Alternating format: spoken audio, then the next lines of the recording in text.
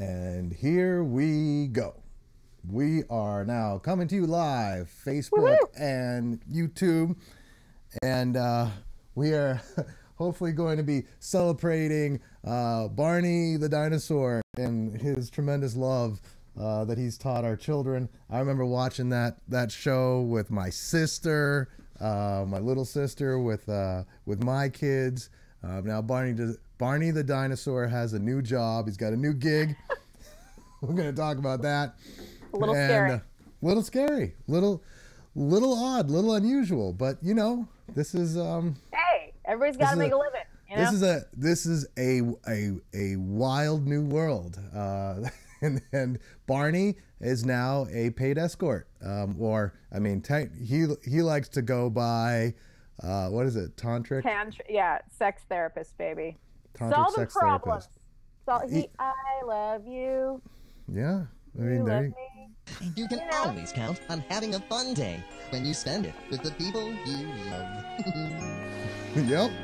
I love you. You love me. Remember that song? We're a happy family with a great. Well, what's he? What kind of family relations is he having now? Shireen, do you have that article in front of you? Like, we just read this today off of. Yes, on Reddit it says former Barney the dinosaur actor now works as a controversial tantric sex guru. Hey, what can you do? Yeah, apparently he charges $350 for a session of unprotected penetrative sex, and he meets his clients on Tinder. Hey, I mean, it happens. It happens. You need a new gig. I mean, I think he's working with the same audience potentially. You know, I think he was out when my sister was like 3. Now she's like 25. So he could be working with the exact same people, just trying to spread the love, just doing the "I love you" song, but in a much more intimate setting, apparently. You know, the adult version. The adult version of Barney. How did you even come upon this article? You're amazing with the way you find things. I live on Reddit. Reddit. Yeah. It's better than 4chan, I'll tell you that. Well, it's not all the time, but 4chan's just too much. But Reddit's nice. It's like the censored 4chan.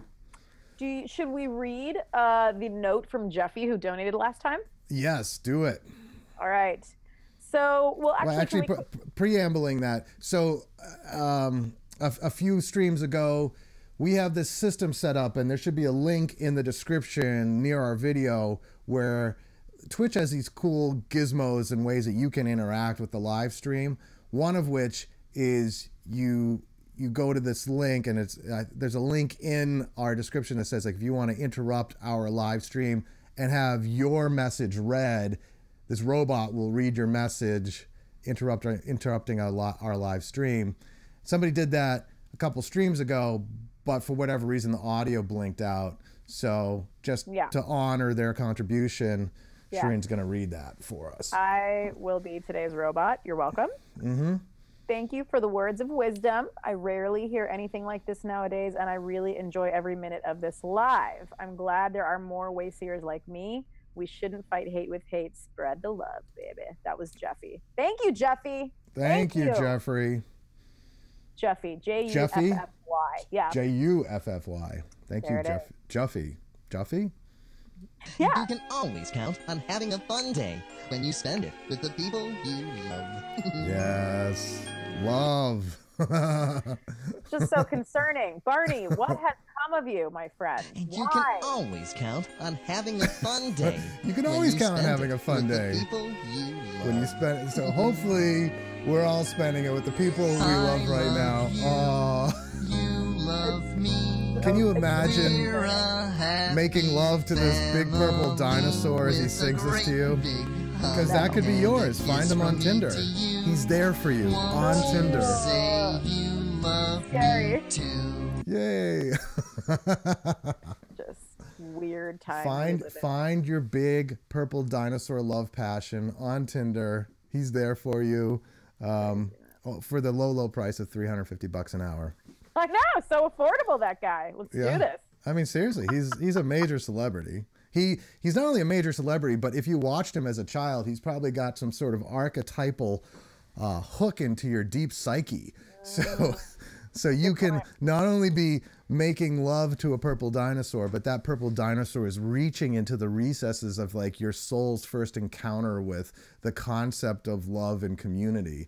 Wow. Yeah. This is super deep, Garrett. You just like took that creepy vibe and just went like loving, and it was like you spinned it positive, like it went somewhere good. It doesn't have to be a negative thing. It's creepy as fuck, but it doesn't have to be a negative thing. You can use it for your own personal upliftment, for the greater good of all concerned. Barney is there for you, and you will unlock the hidden recesses of joy and intimacy and innocence while being made love to without protection. Apparently, this dude only, right?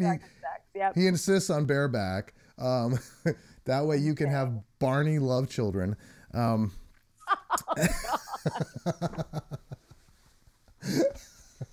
It's a whole total cycle, because then when you have the Barney love child, you can have your Barney love child watch Barney, their father, doing the I love you song, and the cycle continues. It's the great circle of life and Barney and purple dinosaurs. Everything's gonna be okay. And it really, I mean, it could unlock something for you. You never know. You'd be like, wow, I've never felt such perfect love before, except like maybe it really is therapy. Yeah, it'll bring you back to that pre-egoic state you were in when you watched Barney for the first time, when your soul was alive and present, and Barney was your minister of love and community. So and there he is again. Mark says he's been looking for us to go live again. Well, you specifically, but hey, I'm just a extra in your movie, Garrett. Hey, you are not an extra. You are a what do you call it? The other thing, the main character. You're a main character. You're a main character on this show. So sweet. So sweet. Yeah, and you know what? You could be a star if you connect with Barney.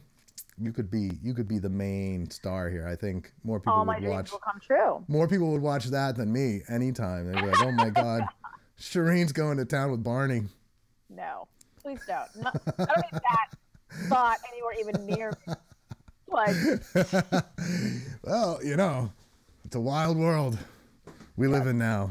That's true. Barney is on the loose again. Barney's on the loose. I think they should do a reality show with him, and he should be. They should follow him around, and when he shows up, or people show up originally for their encounter, he's got to be in the suit, and the song's got to play. So the person shows up, they knock on the door. You can always count on and he just having a fun day when you spend it with the people you love. And then people proceed to have a fun day with him. Of course, you'd have to censor parts of it, but that could be a great reality TV show. I hope it never happens. I saw a quote from that article from a woman who said she visited him on the regular, like she was a regular client of his, and he unlocked some level of spiritual grace and love through their tantric lovemaking. So, well, that's good to know that Barney's good at what he does.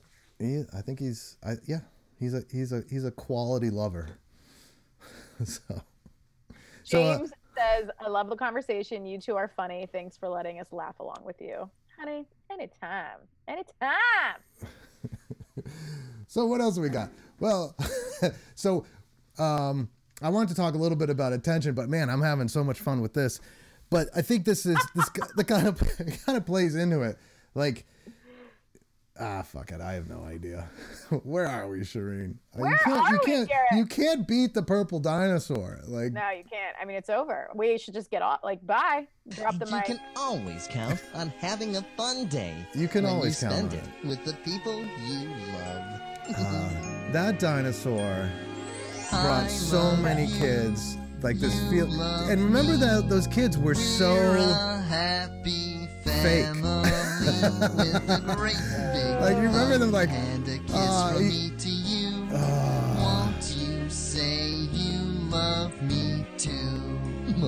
I remember that like blonde-haired mama's boy who was like, always like sort of syrupy sweet, hugging this dinosaur, like singing this song. The kid was like 12 years old. I cannot imagine he was into it. And if he was, there was something terribly wrong with this kid. But I remember that kid on this show. This is something that is gonna haunt me. Mercy says, "I love you. I envy you, Mr. Garrett Laporto." Mercy, why do you envy Garrett? Tell us more about this. I need to hear. I have sleep problems. Yeah, I'm overweight right now. I'm gonna have to lose weight. I don't even know how. Threesome with Baby Bop. Oh boy. Remember Baby Bop? Holy cow. If you can get Baby Bop involved in this, I think you could get your rate up to like 1,500. That's true. Yeah, I mean, for threesome action with Barney and Baby Bop, you are I don't know, man. All right. Someone says they're high and this is boosting their morale. Hallelujah. Yeah, perfect. You know, we're not getting any of the Facebook comments, so maybe, Shireen, you could just look at the ones we missed, and I'm going to try to reboot this to get our Facebook comments coming in. Let's see. Boom, boom. Any action now? Do we get the Facebook comments? Yeah, I'm seeing Facebook comments. I'm just saying they weren't coming in on the stream. So you could comment again. We might have missed you. There's Facebook. All right. Good evening from Germany. Oh shit, Baby Bop. Yeah, Baby Bop. If Baby Bop does, I think Baby Bop would have other tantric skills that the Barney doesn't have. I think that's right. Baby Bop would come in and adjust your aura, and well, hold on. Let's get it together here, Garrett. You know, let's reel it in for a second. For our Wayseers, soulful. I mean, we're wild, but like, you know, bring it. Okay, so you were saying today that you wanted to talk about attention. Do you remember what initially inspired you around that subject? Someone just said, I knew it. Barney always gave me the heebie-jeebies. I know what's inside you, Barney. It's not that what's inside Barney, it's who Barney's inside. That's the real issue. That's true. Yeah. That's right. It's pathetically sick. Okay, so our Facebook people aren't as into it as our YouTube people, I think. Let's have a vote. Who wants to keep talking about Barney? Who wants to switch to a more elevated subject? Vote right now by commenting, because that's the only thing I'm going to see is comments on this stream. And meanwhile, while we wait for your votes to come in, we're gonna listen to Barney. Having a fun day when you spend it with the people you love. I love you.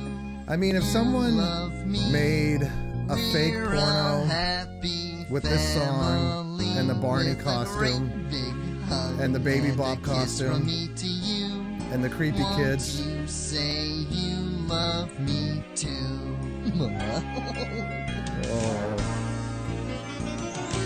Never mind. I mean, I feel like I'm seeing those people want to switch. What are you seeing, Garrett? Yeah, I agree. Okay, so let's elevate to, well, it's, you know, what I had originally intended this Facebook Live to be about was attention. But Shireen was like, you know, we talk about attention a lot, and Barney makes me go yuck yuck. I mean, it made me go yuck yuck from. It's pretty yuck yuck. I mean, every time the news story is yuck yuck, but it goes along with Barney's yuck yuck, because I was always disgusted by Barney from the moment I ever saw him. I never thought I never thought that "I Love You" song was legit. It just seemed like a horrible blasphemy on the concept of love and community. It was like, let's fake this, because it never seemed real to me. Oh, yeah. I see. It's just like syrupy sweet, like, you know, I never. So like, it's like, it's almost fitting. It's like, this is what Barney was up to the whole time, you know? Barney was always a creep. Now it's being exposed. You know what it is? It's just like joining the whole, you know, what's that guy, Weinstein thing, you know? It's like Barney is he's just another one of those creeps that is being outed by media now.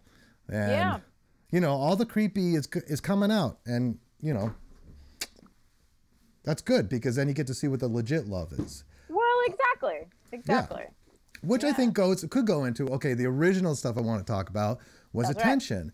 Right. And, you know, there's so many different ways of people expressing the power of attention.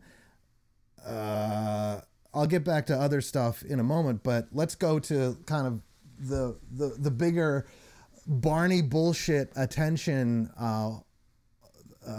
teaching. So it's just like the same way that Barney was the syrupy sweet bastardization of love, so is like The Secret, this you know, in the law of attraction, as you know, it's been hyped. Not necessarily like there probably is this thing that the law of attraction is talking about that is for real, but the way it's been hyped is like you can have the sports car and the vision board, everything on your vision board you get, like that kind of crap. Positive thinking, you think positive enough and you'll have all the money you need and the advancement and all those ego trophies you want. And like that is like the Barney is to love what that is to manifestation, you know? It's like those things are just this horrendous bastardization of a very powerful principle, I think, which is seek ye first the kingdom of heaven and all things will be added on to you.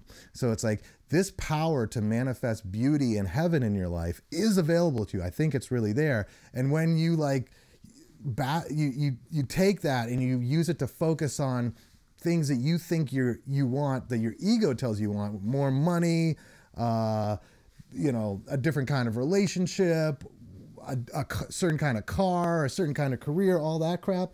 It's like that is limiting the heaven that could be waiting for you if you were to surrender and focus on the kingdom of heaven. Use your attention to harness this sort of higher non-specific essence. That's like the essence of heaven that I think we all have the ability to focus on. And yet this whole law of attraction thing seems to be like, focus on what it is you want and learn to, I don't know, I'll get into more of it. You tell me something, Shireen. I'm ranting. Interrupt me.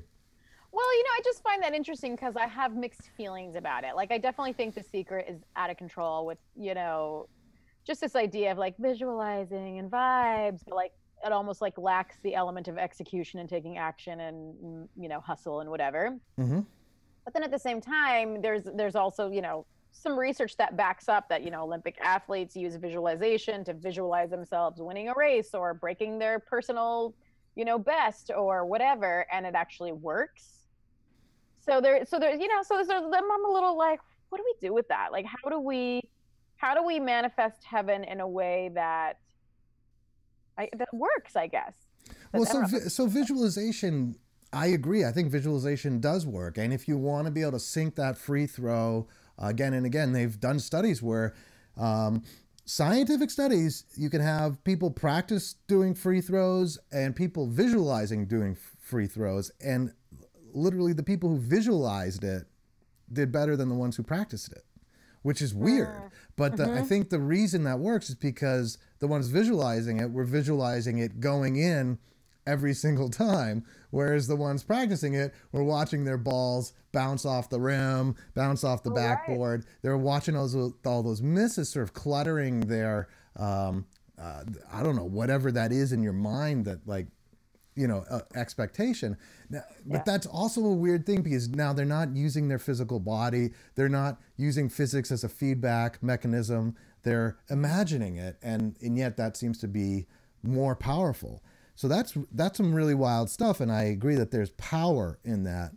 Yeah. What I was trying to say, though, is even though there is power in that, and you could manifest a car or a parking space or, you know, whatever situation or money or thing you want, like you could probably manifest that by just visualizing it and then doing the work. It's like you do have to get out there and actually put that into practice.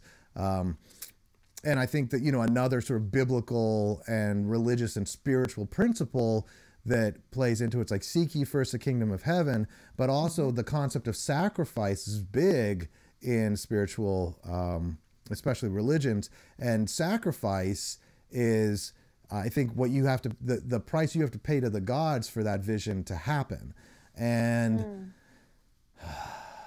and that, I think, is about assuaging guilt. Oh, I think, yeah. So I think we all, the life you're experiencing right now, that we're all experiencing right now, is I think two parts. One is lack of mind discipline. So whatever media or attention getting things, whatever's got your attention, chances are most of that is not intentional. Like, you're probably not intentionally paying attention to most of the things that grab your attention on a day-to-day basis. That has nothing to do with you. That's sort of like social or societal karma that you're caught up in. So that you can extract yourself from pretty easily.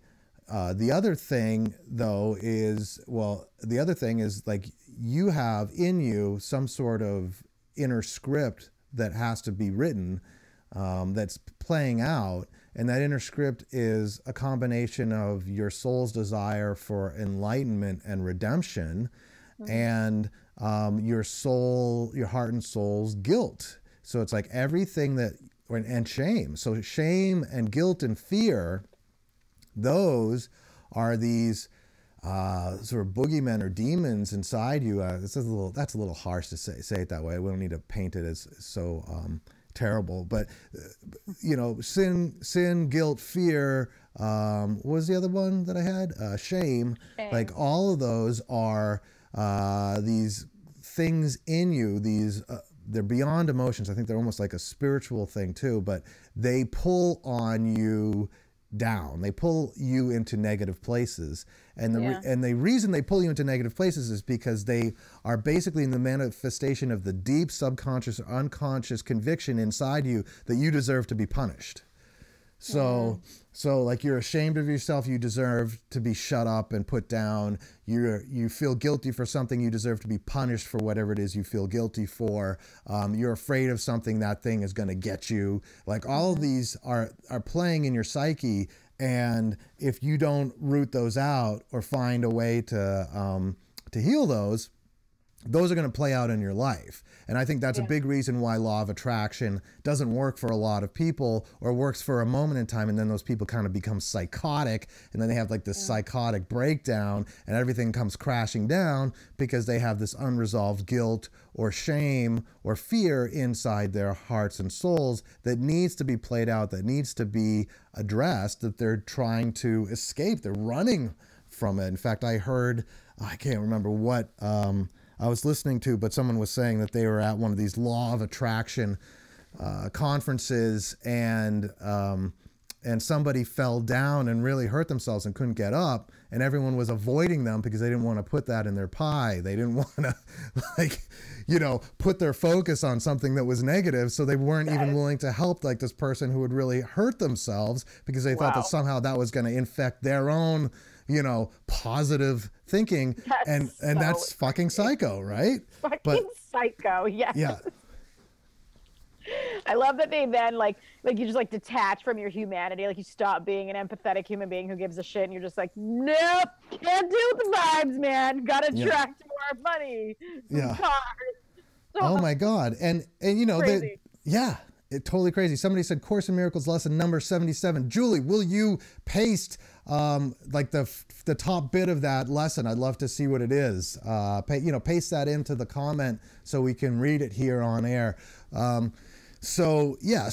That's, I mean, is it true that if you block negative experiences from your awareness, you'll be able to attract more positive experiences? Maybe for a moment. It's like an elastic band, though. You could stretch it away from center, and you could probably keep stretching it just through the sheer force of your stubborn focus on only supposedly positive things. But that's going to snap back at some point. And not only is it going to snap back, like everything that you've ignored, everyone you've chosen not to help, all of the things that you've been sort of suppressing, pushing down, they're going to come back at you because they're still there. They're not addressed. In fact, the unconscious mind is sort of the realm of all of your rejected thoughts about yourself and the world. And those rejected thoughts will come back out. C.S. Lewis called them the rats in the cellar. When he was doing his best to be a very pious Christian, he something tripped him up, and he lashed out, and all this sort of ugliness came out of him, and he's going, what the hell? Like, I am so devoted to my Christian principles and values. How the heck did this awfulness come through me? And what that triggered in him is the awareness that it's like we've all got these cellars full of all of the rejected unconscious material, and that material is like rats. So like that thing you're afraid of but are unwilling to look at, that thing you're ashamed of and are unwilling to look at, that thing you feel guilty about and are trying to avoid, all of those are like rats in your cellar. And the fact is, you're never going to have a truly clean house until you address those rats in the cellar. And most spiritual healing is about finding great love to go and look at these rats with forgiveness and forgive these rats. You know, it's like, so you feel really bad about something. That's guilt. Okay, here's the lesson. I am entitled to miracles. Oh, I love that one. You are entitled to miracles because of what you are. You will receive miracles because of what God is. And you will offer miracles because you are one with God. Again, how simple is salvation? It is merely a statement of your true identity, and it is that we will celebrate today. Oh, God bless you. What a wonderful statement. Yee! Yeah, thank you, Julie. That was so, awesome. Yeah, Landmark Forum helped me with this. I agree. There's something called encounter groups. You know, the National Training Labs, I believe, started these things in the 50s. And what they start off is this like, let's figure out how leadership is formed and how team formation works. They lock everybody in a room for a week. You know, take 50 people, lock them all in a room for a week and see what happens. What would happen is, because they're no longer exposed to all of the cultural norms, they start to develop their own culture. And because there's only like, you know, a few dozen people in the room, the level of trust goes way up, because there's no longer this intrusion from all of the sort of catastrophe of the world, and people got to know each other and got to feel much more comfortable with each other than you normally would in any other social setting. And over the course of a week, people went from like zero trust or low trust or just sort of common social societal trust to like really high trust and intimacy. And when that happens, people feel free to say things that they normally wouldn't say, to reveal things about themselves that they normally wouldn't reveal. And it was this kind of watershed experience. So others took that and went further with it. Someone created this thing called EST, which was took that and took it to the next level, to like crazy levels. Took it too far, many would argue. And then out of that came another couple sort of revisions on it. Landmark was one of them. Insight Seminars was one of them. And the Forum was one of them. And all of these workshops basically are playing on the concept that if you get people in a room with a high trust leader, so the facilitators really play a large role in how these encounter groups play out. If you have a high trust leader who is really emotionally sensitive to what's going on with people and can help people confess what it is that's making them feel guilty, or what they're afraid of, or what they're ashamed of, that confession with that group creates this cathartic experience where you're able to release those demons, and they're healed through sort of the group light of attention and intention. And it's a beautiful healing experience. So wow. Yeah, so that is definitely a way to work that material. Is, you know, the Catholic Church has the sacrament of reconciliation. That's just go to a priest and confess your sins. That actually works. Right. That's a good thing.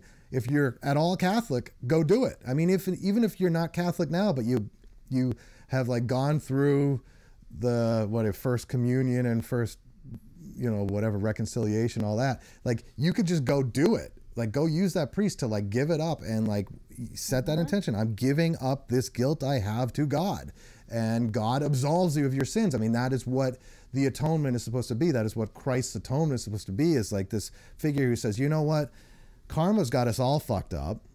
Nobody's getting out of this wheel of karma. Like, this wheel of karma is really bad. And, you know, through all of the disciplines out there to try to work your karma, it's going to take you fucking forever to work through all your karma.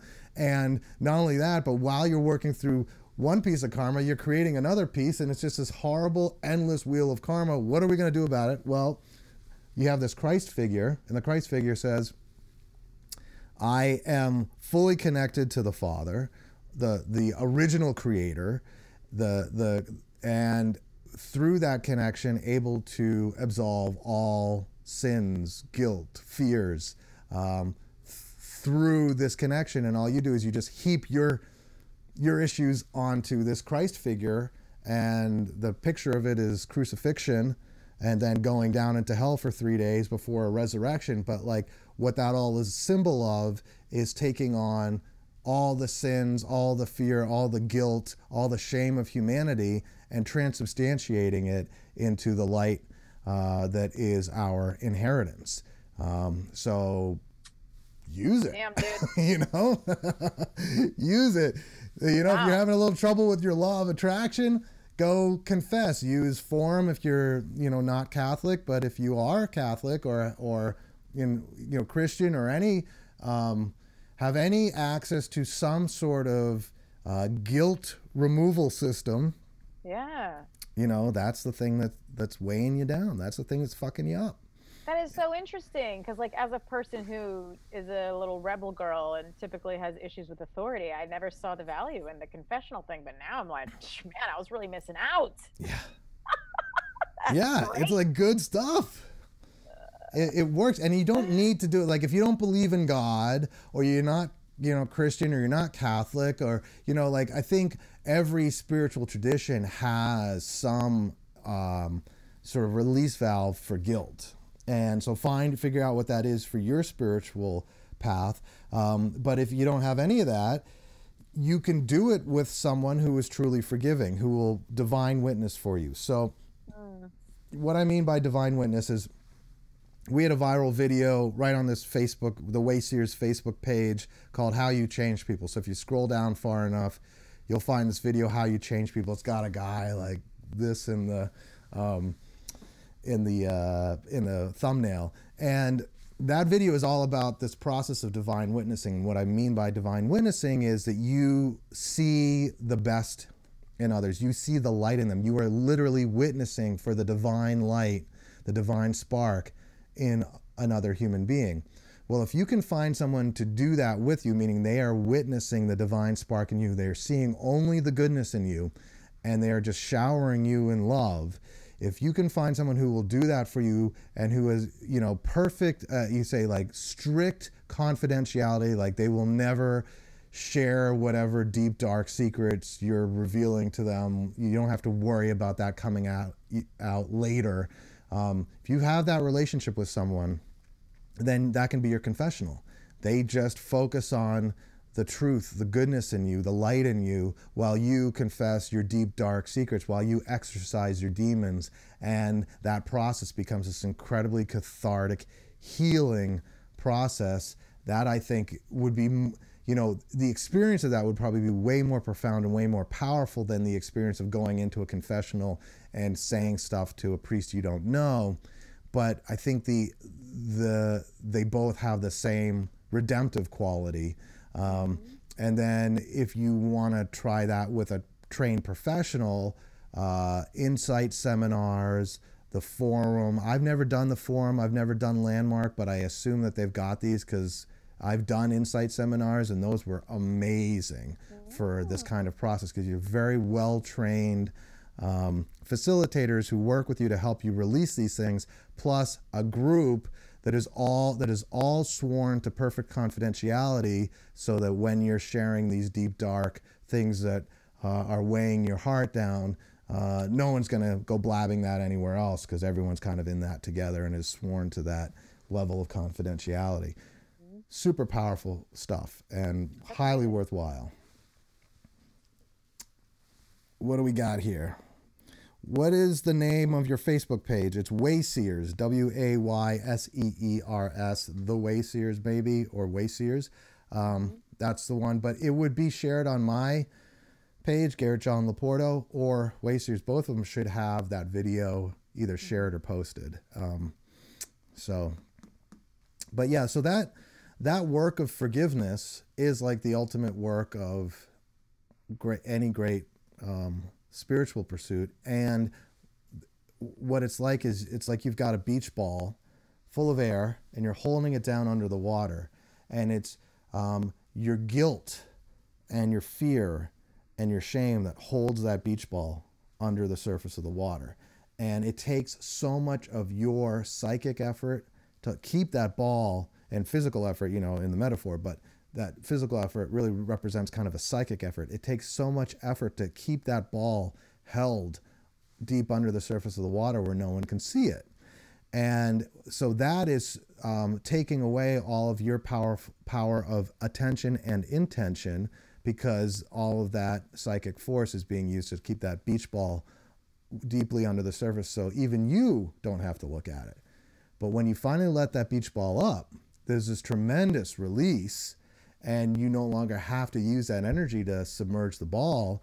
And now that energy can be used to focus on the kingdom of heaven, that higher good, that state of grace, that state of perfect love and light that is your inheritance. And if you can focus on that, that's where the miracles really start happening. And you're entitled to those miracles, as the person who posted that great lesson from A Course in Miracles, number 77. You are entitled to miracles. That's it. You're entitled to them. The trouble is when you're focused on hiding something from yourself and God and everyone else, that you are forfeiting your inheritance to miracles. You're forfeiting the miracles that could be yours if you just took your energy away from hiding or submerging or keeping that guilt at bay, and instead let it go, let it be forgiven, let it be transformed by a higher power, by a transcendent love, and then use that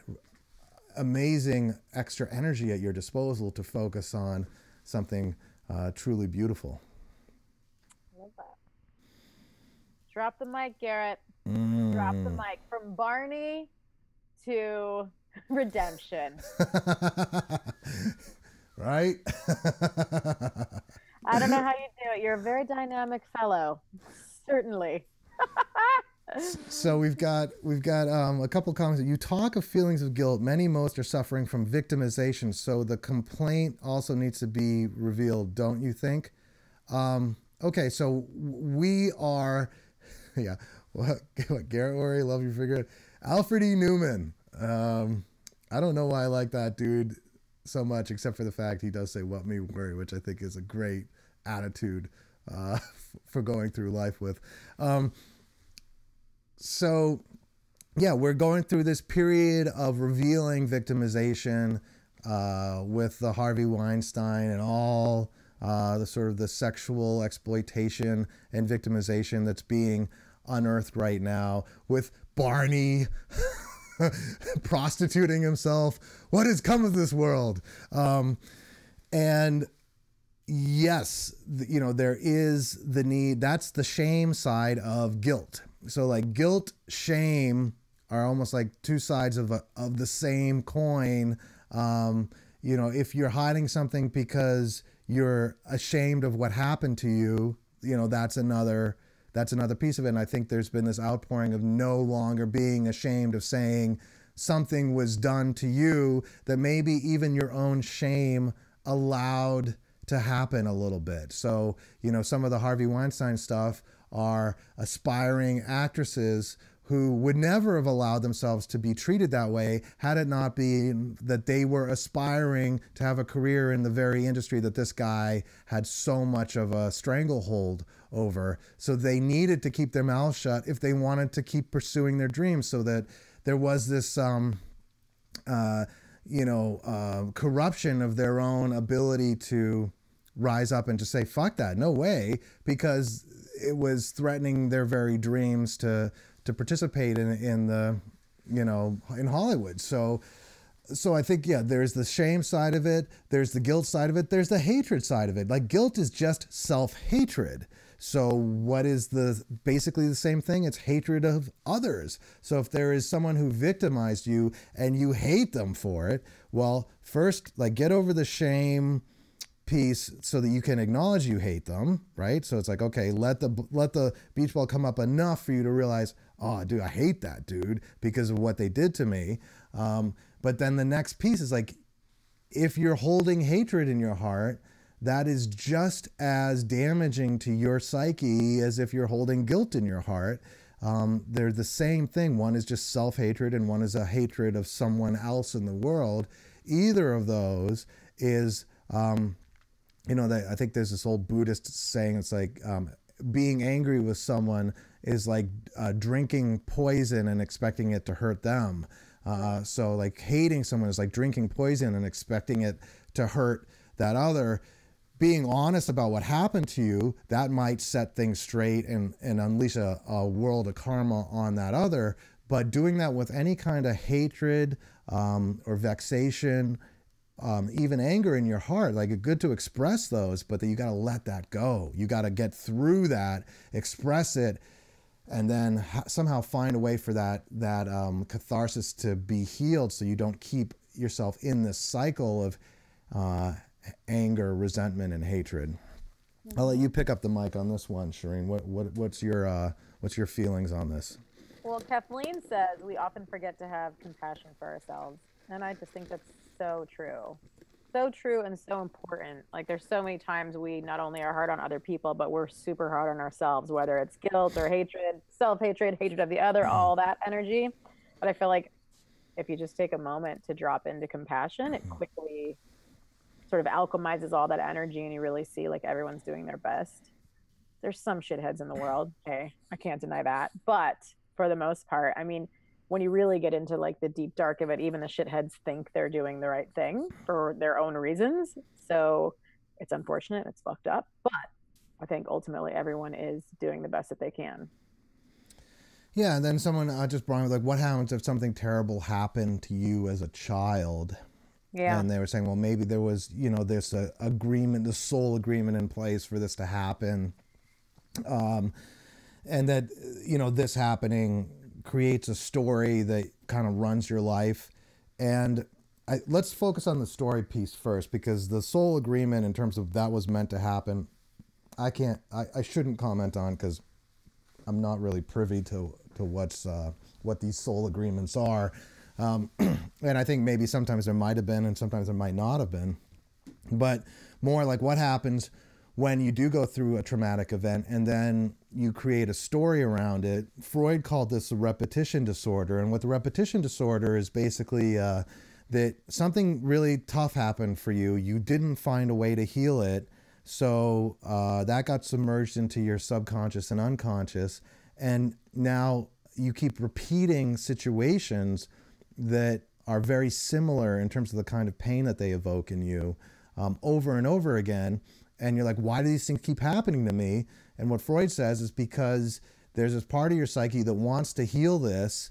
And since you're not really willing to pay attention to it directly, it's creating situations in your life that keep bringing it back up, bringing that wound back up, so you will eventually heal it. It's like your psyche wants to triumph over this particular wound, and the only way your unconscious or subconscious psyche gets to do that is either through your dreams or through your waking reality, by creating events that keep pushing your face back into that type of nightmare. And it's like it's like playing a video game, those video games with levels. So it's like you keep getting that same level until you pass it. So you got that level of being abused, and whether or not your soul signed up for that, it's nice to be able to think that your soul did, but whatever it is, you got that level handed to you, and your option is to keep playing that level over and over again, or to transcend that level and find a way to pass the level. So you're probably going to keep experiencing either small or large reflections of that initial wound in your life until you find a way to forgive all the parties involved. That means forgive yourself. If you have shame around it, forgive the shame. If you have anger around it, forgive the anger. If you have guilt around it, forgive the guilt. And then to forgive the hatred and the rage against whoever seemed to be the bad guy in that situation. You're going to need to find a way to see the goodness in them and not necessarily see the goodness in what they did. I think that's a mistake too, to like try to conflate the behavior with the soul, but to try to say that, this is a good but sick and confused soul that did this to me. Like, so there's some goodness in that soul. Maybe the soul is even a rat motherfucking evil bastard of a soul, but there's gonna be that little shard of light, that little glimmer of light somewhere in their soul. And if you can find that and affirm that and find a way to still have love for your abuser, but not that kind of, what do you call it, kidnapper, Stockholm syndrome, attachment kind of fake love. I'm talking not the Barney kind of love. We want, fuck the Barney love. We don't need that I love you bullshit. We need like an honoring of one soul to another, saying we are at root, the divine spark is in each of us, and I honor the truth in you as much as there's a lot of fucked up bullshit that caused me pain somewhere as a vulnerable person. Now it's like you find that little glimmer of light and focus on that in you to find the ability to forgive. And gosh, that's so hard to do on your own. If you have a spiritual avatar, meaning like a wonderful spiritual imaginary friend that better than Barney, like, you know, Holy Spirit, Jesus, Buddha, whoever it is, it's like your invisible friend that you can call on. Krishna, it doesn't matter what you call them. It just matters that you call it. It could be transcendent love. If you're atheist, it could be just truth, you know, or beauty. It's like you call on the essence of truth or beauty or love. I am the way, the truth, and the life. So you call on the essence of the truth or the life in you and say, I want help seeing, forgiving this person, forgiving this situation, and pray on that, pray with that. And I think the more, go drive to a desolate place, not too desolate, be safe, but like go find a place where you feel like alone in your car. Take some really cathartic music with you, play that cathartic music, and visualize this spiritual being coming in and helping you heal the situation. So you call on divine love, you call on that transcendent love, you call on God or Jesus or the Holy Spirit or Buddha or Krishna or whoever it is, your grandfather who loved you unconditionally, that's on the other side, and say, I need your help to heal this. While you've got this surging, beautiful music, and then you go and you look at that thing, that wound, that thing that's hurting you, and you allow the light that you've called in to dissolve that wound right there with you, and you let the tears come up, and you let the ugly sounds come up, and you just be free because you're in that bubble protective area of your car, parked somewhere where nobody can hear or see you, and in that sacred space, you will be healed. Garrett, you just took us to church right now. That was so good. I mean, like, I just feel like these kinds of subjects are so complex and difficult to look at. Like, one of the people in the comments was saying, like, something happened. I don't even want people poking into it. I feel like it's so easy to shut it out, but it festers, you know, things that get oppressed are still there and they just come out in weird ways. So I love that you're just giving some really practical sort of spiritual tools as to how we can actually heal our wounds. I think we should actually close here if possible. I only have 2% left on my battery. So yeah, any thoughts? Well, I think, you know, someone who's saying, look, I've got this horrible wound that I don't want people poking around on. Like, that's the answer to it. You don't need to go to some other person and hope that they will not do more harm than good as you try to exorcise that demon or heal that wound. So, you know, choose your avatar, choose wisely, choose the highest love, the highest, loftiest divine spirit you can believably call upon, and get in your car or go to a safe, secluded place where nobody's going to hear you, nobody's going to see you. Blast that, the most holy, uplifting, cathartic, whatever music gets you to that wounded place, but has a redemptive quality to it. So don't just like go after the music that's going to just sink you into despair and leave you there. You want the music to have some sort of devotional aspect to it, devotional to a higher power, to a greater love, and call upon that avatar. So if it's Christ, great. If it's Holy Spirit, great. Buddha, great. Grampy, like it could just be your grandfather, like who's already passed on, that you know loved you unconditionally and is there on sort of like the soul side, just waiting to give you a hug. It's like, that'll do it. They're connected to a tremendous love for you. And if you're atheist, just connect to the essence of life. Like life is, like the essence of life is a holy, transcendent, powerful force that's created all of the beauty on our planet.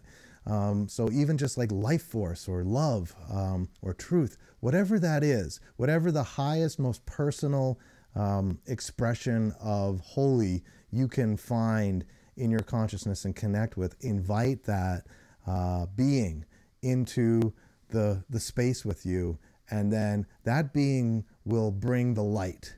And your job is to look at the wound and to exercise the demons around that wound, exercise the hurt around that wound, exercise the anger and the hate and all that stuff. And that being will be holding the light on you, and that light will heal you, will heal your wound. You will experience catharsis, weeping. If you're doing it right, there will be guttural sobbing coming from the depths of your being, the depths of your heart and soul. And that healing process will release these things that have been holding you back, holding you down. And you will just find a redemption, a freedom, a reconciliation there. All right, I think that's it. We will be back probably in a week. So God bless you all. It was great hanging with you.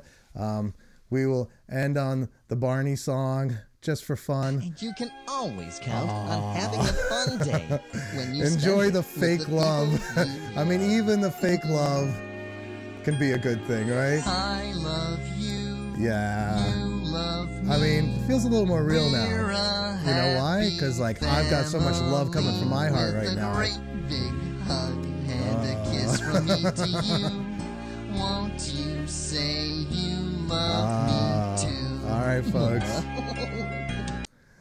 Well, that was nice. Goodbye. See you later. Next week, same time.